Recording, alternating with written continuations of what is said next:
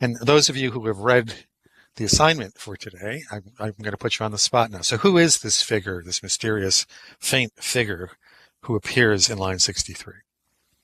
Virgil. It's Virgil. Now, Virgil, as we, I hope, all know, is the great Latin poet of the Roman Empire. His Aeneid is sort of this idealized poem about Rome.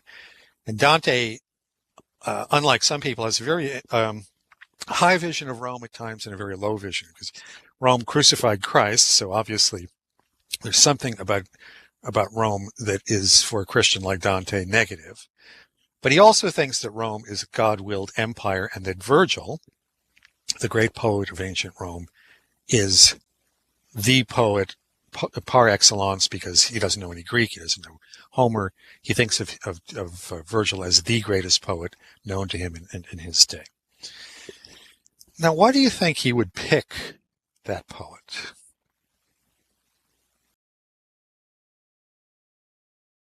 Why would he choose a Latin poet to take him through the underworld? In the fiction of the poem, of course, Virgil comes to him, but Dante could have picked somebody else. He could have picked a saint here. Somebody want to venture onto this? I'll risk it. One thing that I remembered from the Aeneid is that Virgil has a similar pilgrimage. He goes into Hades, into the underworld. That was one thing that occurred to me, and then the other is he's also a poet. Okay. I think both of those things are exactly right. In book 6 of Virgil's Aeneid, and there are 12 books in the Aeneid. In book 6, Aeneas, not Virgil, Aeneas, who is going to found Rome.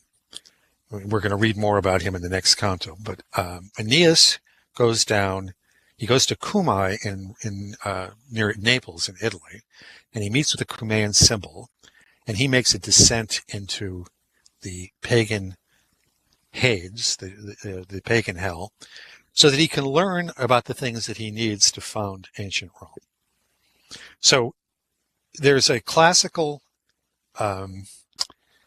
precedent here, and a high classical precedent, because Virgil is such a great poet by common acclaim, and he's still regarded as one of the great poets of the world. And I would add that we're in unholy territory here, right? Because even when Beatrice comes down in the next canto, it's not exactly a place for a woman, so to speak, because you're in hell. And he needs somebody who is knowledgeable, and the pagans, we'll see in Canto 3, the pagans know a bit about sin, and they know a bit about bad behavior, and they even know a bit about good behavior in terms of the cardinal virtues when you get to purgatory. What they don't know about is Christian revelation, and they don't know about the theological virtues that you only see when you get to the paradise. And that's why when Dante gets to the top of the purgatory, Beatrice comes here and personally now becomes his guide.